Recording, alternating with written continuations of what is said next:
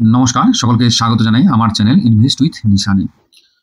গত যে ভিডিওটি করেছিলাম সেখানে আমি ওয়াচ লিস্টে রাখার মতো 10টি স্টকের কথা বলেছিলাম।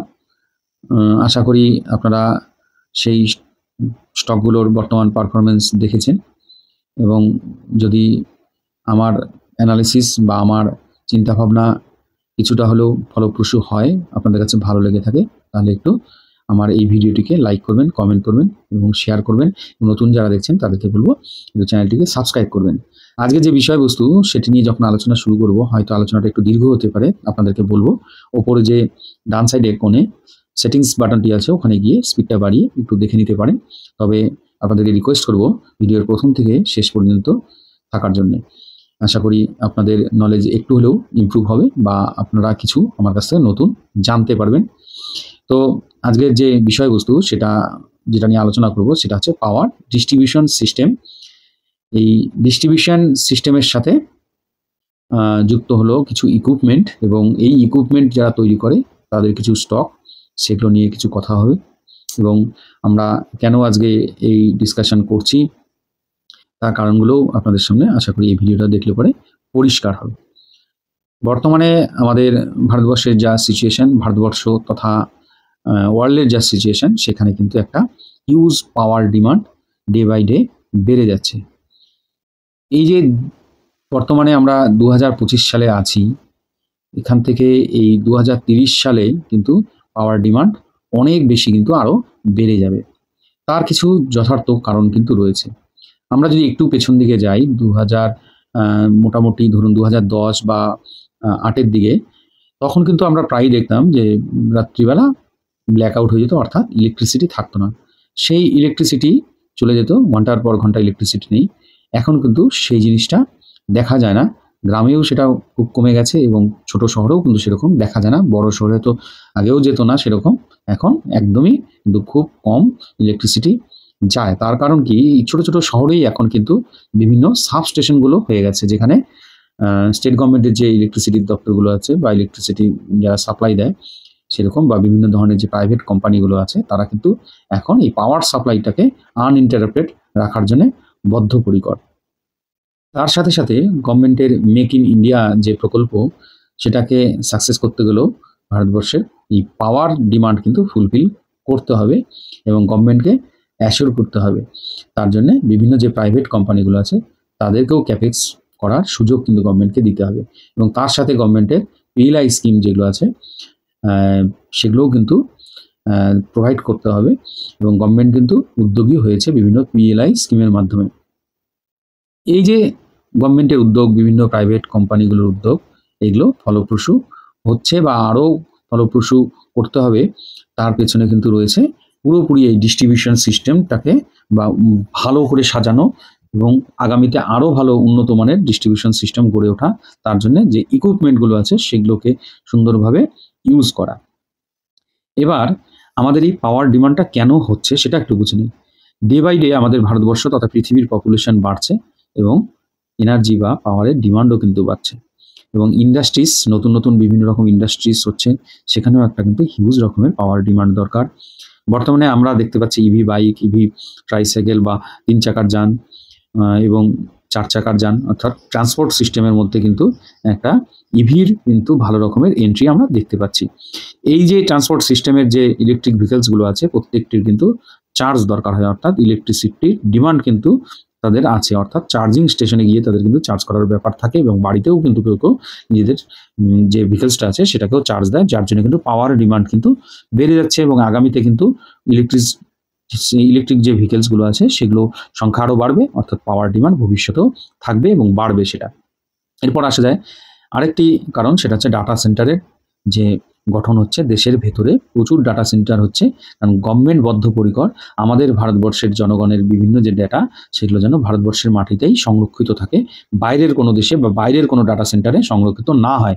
সেই দিকে গভর্নমেন্ট যেহেতু উদ্যোগ নিয়েছে, বিভিন্ন প্রাইভেট যে সংস্থাগুলো আছে, কোম্পানিগুলো আছে, তারাও কিন্তু হাত বাড়িয়ে দিয়েছে এবং এই যে ডাটা সেন্টার যদি একটা হয়, সেখানে হিউজ কিন্তু ডিমান্ড হয়, কারণ সেখানে কন্টিনিউ এসি চলে, আনইন্টারাপ্টেড পাওয়ার সাপ্লাই দরকার হয় কুলিংয়ের জন্যে। সেই যে ডিমান্ডগুলো এবং বিভিন্ন ডাটাগুলোকে সারাক্ষণ সংরক্ষণ করতে হয় এবং ডাটা আদান প্রদানের জন্য সবসময় কিন্তু ওই ডাটা সেন্টারগুলো অ্যাক্টিভ থাকতে হয়, যার পেছনে কিন্তু পাওয়ারের একটা গুরুত্ব রয়েছে। পাওয়ার না থাকলে এটা সম্ভব নয়। তার মানে সেখানেও একটা হিউজ ডিমান্ড রয়েছে। যত ডাটা সেন্টার তৈরি হবে ভারতবর্ষের বুকে, তত কিন্তু পাওয়ার ডিমান্ড ডে বাই ডে বাড়বে। এরপরে আরবানাইজেশনের একটা বিষয়, যে গ্রামগুলো ছিল সেগুলো এখন সেমি আরবানে পরিণত হচ্ছে, যে সিটিস ছিল সেগুলো হয়তো মেগা সিটিসে চলে যাচ্ছে। এই যে কনভার্সন হচ্ছে গ্রাম ছোট শহরে বড় শহর, বড় শহর থেকে আরও বড় শহর, বৃহত্তর শহর, এই যে বিষয়গুলো কিন্তু চলে আসছে, তার সাথে সাথে তৈরি হচ্ছে পাল্লা দিয়ে সেখানকার জনসংখ্যার বৃদ্ধি, তাদের বিভিন্ন যে ইলেকট্রনিক গ্যাজেটের ব্যবহার, হাউসহোল্ডে বিভিন্ন ধরনের ইলেকট্রনিক ইকুইপমেন্ট ব্যবহার, যার পেছনে কিন্তু পাওয়ার না থাকলে সফলতা আসে না। এই পাওয়ার ডিমান্ড কিন্তু ডে বাই ডে যত আরবানাইজেশন ইন্ডাস্ট্রিয়ালাইজেশন হবে তত কিন্তু বাড়বে। এরপরে বর্তমান পৃথিবীর যে গড় তাপমাত্রা অর্থাৎ গ্লোবাল যে ওয়ার্মিং, এটাও একটা কনসার্ন বিষয় হয়ে গেছে এবং এই ওয়েদার কন্ডিশন বা জলবায়ু চেঞ্জেসের জন্য কিন্তু আমরা প্রচুর পরিমাণে কিন্তু গরমকে ওভারকাম করার জন্য এসির ব্যবহার বাড়িয়ে তুলেছি। এবার এসিতে প্রচুর ইলেকট্রিসিটি প্রয়োজন হয়। এই এসিগুলোকে চালাতে গেলে পরে ইলেকট্রিসিটি বা পাওয়ারের দরকার আছে। সেই পাওয়ারগুলো কিন্তু হিউজ রকম ডিমান্ড আগামীতেও থাকবে। সেই জায়গায় থেকেই কিন্তু এই পাওয়ার ডিমান্ড, এই যে বিভিন্ন ক্ষেত্রগুলো বললাম, সেই জায়গায় কিন্তু ডে বাই ডে বেড়ে যাচ্ছে। এবার এই যে পাওয়ার ডিমান্ডগুলো ফুলফিল করার জন্য আমরা বিভিন্ন সোর্সেস থেকে পাওয়ারটাকে কনজিউম করব। আমরা বিগত দিনে দেখেছি যে থার্মাল পাওয়ার প্রজেক্ট যেগুলো থাকে বা প্লান্টগুলো যেগুলো আছে, সেখানে কোল বা গ্যাসকে বার্ন করে সেখান থেকে কিন্তু একটা পাওয়ার জেনারেট করা হয় এবং এই যে পাওয়ার জেনারেশন করে যে প্লান্টগুলো, সেগুলো কিন্তু যেখানে কোল বা গ্যাসের সাপ্লাই পর্যাপ্ত থাকে বা কয়লা খনির আশেপাশেই কিন্তু এই প্রজেক্টগুলো তৈরি হয়, অর্থাৎ একটা সেন্ট্রালাইজড জায়গায় এরা এদের ইনফ্রাস্ট্রাকচার ডেভেলপ করে। কিন্তু বর্তমানে যে রিনিউয়েবলসের দিকে যদি আমরা দেখি, সূর্যের আলো, বাতাস, এগুলো সব জায়গায় পাওয়া যায় এবং যেখানে সেখানে কিন্তু এই বায়ু কল বা সোলার প্যানেল বসিয়ে সেখান থেকে কিন্তু পাওয়ার জেনারেট করা যায় এবং বিভিন্ন ধরনের স্কিম রয়েছে, অনগ্রিড, অফ গ্রিড, এরকম কিছু ব্যাপার স্যাপার আছে, যার জন্য কিন্তু একটা পুরোপুরি একটা ইকোসিস্টেম সুন্দর দরকার।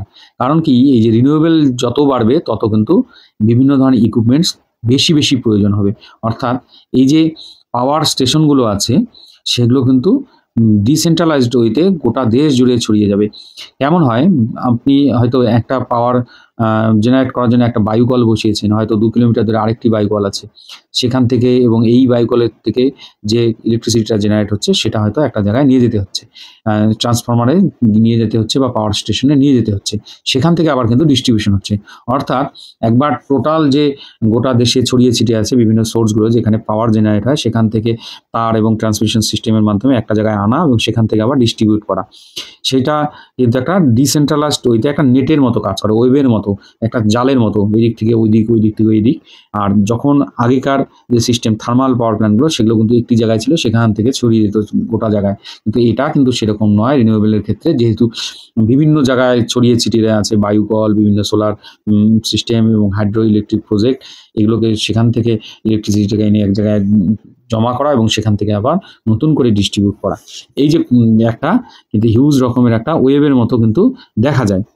এবার এই ওয়েবটাকে সংকুচিত করে যদি আমি একটু বোঝানোর চেষ্টা করি, সেটা একটু বুঝবেন যে কোনো একটি পাওয়ার স্টেশন যেখানে ইলেকট্রিসিটি জেনারেট হয়, সেখান থেকে ট্রান্সমিশন টাওয়ার এবং কেবলের মাধ্যমে ট্রান্সফরমারে গিয়ে কিন্তু ইলেকট্রিসিটিটা পৌঁছায়। এবার এই ট্রান্সফরমার আবার কি করে, আপনার যে ডিসি কারেন্টটাকে এসিতে কনভার্ট করে তারপরে কিন্তু ডিস্ট্রিবিউশন করে সাবস্টেশনগুলোতে। এই সাবস্টেশনগুলো থেকে আবার পাওয়ার বা সাপ্লাই লাইন যেটা আছে সেগুলোর মাধ্যমে বিভিন্ন কনজিউমার্সের কাছে যায়। এই কনজিউমার্সের মধ্যে কোনো একটা হাউস হোল্ডও হতে পারে বা কোনো একটা ইন্ডাস্ট্রি হতে পারে বা কোনো একটি কোম্পানি কিন্তু হতে পারে। এই যে টোটাল যে ফ্লো চার্টের মধ্যে দেখালাম বিষয়টা, এটা কিন্তু একটা পাওয়ার গ্রিড। এই পাওয়ার গ্রিডের মধ্যে এই যে আমি 4-5টা জিনিস দেখালাম, এই ক্ষেত্রগুলোর মধ্যেই কিন্তু বিভিন্ন রকমের ইকুইপমেন্টের ব্যবহার হয়। আমি যে কটা দেখালাম এখানে আমি সিম্পলি একটু দেখানোর বা বোঝানোর চেষ্টা করছি, এর কিন্তু আরও কিন্তু ফ্র্যাকশন রয়েছে, অর্থাৎ এর ভিতরে আরও অনেক ব্যাপার স্যাপার আছে, বিভিন্ন রকম ফিডার, বিভিন্ন রকমের মডিউলের ফিডার, বিভিন্ন রকমভাবে ফিডারগুলো কানেক্ট করা থাকে। হ্যাঁ, এই জিনিসগুলো কিন্তু আছে। এবার এখানে এত কিছু বোঝার ব্যাপার নেই, জাস্ট খালি সিম্পল ওয়েতে আমি একটু বোঝানোর চেষ্টা করলাম। এই যে পাওয়ার গ্রিডটা আছে বা ডিস্ট্রিবিউশন সিস্টেমটা আছে, এবার এখানে কি কি ইকুইপমেন্ট আমাদের দরকার এবং তার সাথে যুক্ত কোম্পানিগুলো নিয়ে আমি এখানে আলোচনা করব, যেটা আমি ভিডিওর প্রথমে বলেছি। এইবার ডিস্ট্রিবিউশন ইকুইপমেন্টের মধ্যে আমাদের কি দরকার, ট্রান্সফরমার দরকার, সুইচ গিয়ার দরকার, এই সুইচ গিয়ারগুলোর কাজ কিন্তু আইসোলেশন করা, প্রোটেকশন করা, কন্ট্রোল করা।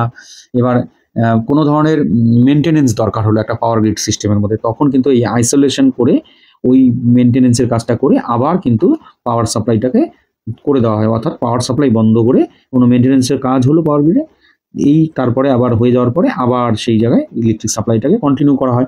এটা করার জন্য কিন্তু সুইচ গিয়ারের প্রয়োজন, যেটা আইসোলেশনের কাজটা করে। এরপরে কোনো ধরনের শর্ট সার্কিট হলো বা ওভারলোডের কারণে কিন্তু দেখা গেলো যে ইলেকট্রিসিটি কানেকশন ইন্টারাপ্টেড হলো, অর্থাৎ বন্ধ হয়ে গেলো, অর্থাৎ প্রোটেকশনের মতো কাজ করলো, পাওয়ার গ্রিডের কোনো ক্ষতি হলো না, অটোমেটিক সেখান থেকে একটা সার্কিটে কি দেখা গেলো, ইন্টারাপশন দেখা গেলো, অর্থাৎ পাওয়ার সাপ্লাই বন্ধ হয়ে গেল।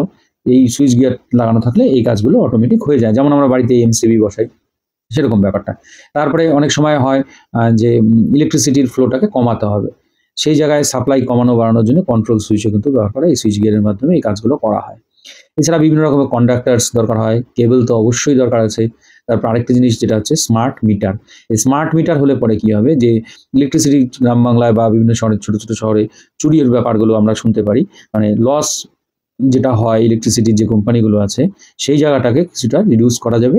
সেই লস রিডাকশনের জন্য কিন্তু স্মার্ট মিটারের আবিষ্কার হয়েছে, এবং স্মার্ট মিটারও কিন্তু এই ইকোসিস্টেমের একটা কম্পোনেন্ট বলা চলে। আর বিভিন্ন যে সাবস্টেশনগুলো করা হয় তার জন্য ইনফ্রাস্ট্রাকচারের জন্য বিভিন্ন ইকুইপমেন্ট দরকার হয়, বিভিন্ন মোটর দরকার হয়, ট্রান্সমিশন টাওয়ারগুলো যে হয় সেগুলোর জন্য বিভিন্ন ধরনের মেটালের ইকুইপমেন্ট বা মেটালের জিনিস বা ট্রান্সফরমার টাওয়ারটাই একটা ইকুইপমেন্ট টোটালটাকে ধরা যায়। এরপরে যে ট্রান্সফরমারের কথা প্রথমে বললাম, সেখানেও যে অয়েলগুলো আছে সেটাও একটা প্রয়োজনীয় দ্রব্য, সেগুলো কিছু কোম্পানি আছে যারা এই কাজগুলো করে থাকে। এবার যত বেশি রিনিউয়েবলের সেক্টরে গ্রোথ হবে তত বেশি কিন্তু এই ইকুইপমেন্টের প্রয়োজন হবে, তার সাথে সাথে তত বেশি এই কোম্পানিগুলো যারা এই ইকুইপমেন্টগুলো তৈরি করে তাদের ডিমান্ডও কিন্তু ডে বাই ডে বাড়বে। এবার আসা যাক কোন কোন কোম্পানিগুলো এই ইকোসিস্টেমের সাথে যুক্ত। প্রথম যে কোম্পানিটা সেটা হচ্ছে আপার ইন্ডাস্ট্রি, এরা হলো স্পেশালি ট্রান্সফরমার অয়েলটাকে এরা কিন্তু প্রডিউস করে। এরপরে এবিবি আছে, যারা ইলেকট্রিফিকেশান, মোশন, প্রসেস বিভিন্ন ধরনের কাজগুলো কিন্তু করে থাকে। তারপরে সিমেন্স যে কোম্পানিটি আছে এরাও ইলেকট্রিফিকেশান, মোবিলিটির কাজ করে। তারপরে হিতাচি এনার্জি, এই এমএনসি কোম্পানি, জি ভার্নোভা, স্নাইডার ইলেকট্রিসিটি, এই যে কোম্পানিগুলো ইলেকট্রিক্যাল, স্নাইডার ইলেকট্রিক্যাল, এগুলো কিন্তু সবগুলো হচ্ছে এমএনসি, যেটা অপার ইন্ডাস্ট্রি বাদে আরগুলো সবই কিন্তু মাল্টিন্যাশনাল কোম্পানি এই ইকোসিস্টেমের সাথে যুক্ত রয়েছে। ট্রান্সফরমার তৈরি করে, ইলেকট্রিফিকেশনের কাজগুলো কিন্তু এই কোম্পানিগুলো করে। আর অপার ইন্ডাস্ট্রিতে বললাম যে ট্রান্সফরমারের ভেতরে একটা অয়েল থাকে, সেই অয়েলটাকে এরা প্রডিউস করে। এরা একমাত্র কোম্পানি যারা এই অয়েলটাকে প্রডিউস করছে। এরপরে যেটা আছে জেনাস পাওয়ার, এই জেনাস পাওয়ার কোম্পানিটি কিন্তু একমাত্র কোম্পানি যেটা লিস্টেড রয়েছে যারা আপনার স্মার্ট মিটারটা তৈরি করে। এদের কাছে কিন্তু হিউজ অর্ডার আছে, গত বছর যে রকম সেলস করেছে তার থেকে 3 গুণ কিন্তু অর্ডার এই বছর এদের কাছে পড়ে আছে অর্ডার বুকে। এবার এই কোম্পানিটার যে সমস্যাগুলো হচ্ছে, বিভিন্ন রকম স্টেটে বিভিন্ন রকম মানুষজনের কাছ থেকে কিন্তু একটা বাধা পাচ্ছে যে স্মার্ট মিটার বসানো যাবে না, এর জন্য একটা নেগেটিভ ইম্প্যাক্ট এই কোম্পানিটা আমাদের দেখা দিচ্ছে। তাছাড়াও এই কোম্পানি গভর্নমেন্ট অফিসিয়ালকে কিছু ঘুষ দিয়ে অর্ডার পেয়েছে, এরকম একটা খবরের জন্য কিন্তু এই কোম্পানিটাকে একটু ধুঁকতে হচ্ছে। এবং এই কোম্পানিটার যে প্রোডাক্ট তৈরি করে টাকা পেতে একটু দেরি হয়, বিভিন্ন স্টেট গভর্নমেন্ট বা বিভিন্ন রকমের যে কোম্পানিগুলোকে এরা সাপ্লাই দেয় সেখান থেকে টাকা পেতেও এদের কিছু সমস্যা কিন্তু হচ্ছে। এবার তবুও যেহেতু একটা মনোপলি বিজনেস এরা করে, এই কোম্পানি হিউজ অর্ডার আছে, যদি সব কিছু ঠিকঠাক চলে, গভর্নমেন্ট যদি সাপোর্ট করে, তাহলে কিন্তু এই কোম্পানিটা আরও গ্রোথ দেখানোর সম্ভাবনা কিন্তু রয়েছে। এরপরে যে কোম্পানিটা আছে ট্রান্সফরমার অ্যান্ড রেকটিফায়ার্স কোম্পানি, এরাও ট্রান্সফরমার তৈরি করে। Volt transformer, Silchar tech, CG power industry, এরা কিন্তু এই ট্রান্সফরমার তৈরি। এবার এখানে দুটো কোম্পানি নিয়ে একটু বলি, সেটা হচ্ছে যে ভোল্ট ট্রান্সফর্ম, এই কোম্পানিটার ভ্যালুয়েশন অনুসারে অনেকটা কমে কিন্তু ট্রেড করছে, এবং এই কোম্পানিটা একটা ভালো কোম্পানি। এবং সিজি পাওয়ার যে কোম্পানিটি আছে এরা কিন্তু এই সেক্টর ছাড়াও কিন্তু এরা কিন্তু অন্য সেক্টরেও কাজ করে, অর্থাৎ সেমিকন্ডাক্টরেও কাজ করে। এই কোম্পানিটি একসময় কিন্তু ঢুকতে বসেছিল, মাত্র 1400 কোটি টাকা এই কোম্পানিকে নিয়ে নেয় টিউব ইনভেস্টমেন্ট, যে আপনারা জানেন হয়তো, সেই গ্রুপ কিন্তু কিনে নেয়। তারপরে কিন্তু এই কোম্পানিটাই ভালো রকমের টানানোর একটা দেখায়, সেখান থেকে কিন্তু প্রচুর কিন্তু ওই টিউব ইনভেস্টমেন্ট গ্রুপ কিন্তু প্রফিট করেছে, এবং মানুষকেও কিন্তু অনেকটা অ্যাসেট বা ক্যাপিটাল ক্রিয়েট করে দিয়েছে এই কোম্পানিটা। এই কোম্পানিটা একটা ভালো কোম্পানি, এই কোম্পানিটাকেও আপনাদের লিস্টে আপনারা রাখতে পারেন। এবার কেইসি ইন্টারন্যাশনাল এবং কল্পতরু প্রজেক্ট এবং ট্রান্সরেল লাইট, এই যে তিনটি কোম্পানি, এই যে ট্রান্সমিশন যে টাওয়ারগুলো আমরা যখন হাইওয়ের পাশ দিয়ে যাই রাস্তার ধারে দেখবেন প্রচুর কিন্তু টাওয়ার দেখা দেয়। এই যে ট্রান্সমিশন যে টাওয়ারগুলো আছে এই টাওয়ারগুলোর মাধ্যমে কিন্তু দেশের বিভিন্ন স্টেট এক স্টেট থেকে আরেক স্টেটে বিদ্যুৎ সরবরাহ করা হয় কেবলের মাধ্যমে, এই ট্রান্সমিশন টাওয়ারের সাহায্যে, এবং এমনকি দেশের বাইরেও কিন্তু এইগুলোর মধ্যে দিয়ে কিন্তু বিদ্যুৎ পাঠানো হয়। এই যে কোম্পানি তিনটের মধ্যে আছে এর মধ্যে আমার পছন্দের কোম্পানি ট্রান্সরেল লাইট। এটার যা টেকনিক্যাল যে পজিশনে আছে একটা কাপ অ্যান্ড হ্যান্ডেল করে কিন্তু এখন হচ্ছে আপনারা একটু নিজেরা দেখে নেবেন। এই যে কোম্পানিগুলোর নাম বললাম এখানে কোনোটা বাই সেল হোল্ড রেকমেন্ডেশন আপনাদের আমি করছি না, আপনারা একটু এদের ফান্ডামেন্টাল টেকনিক্যাল যে বিষয়গুলো আছে সেগুলো একটু স্টাডি করে দেখে নেবেন, আপনাদের স্ট্র্যাটেজি অনুসারে কাজ করবেন।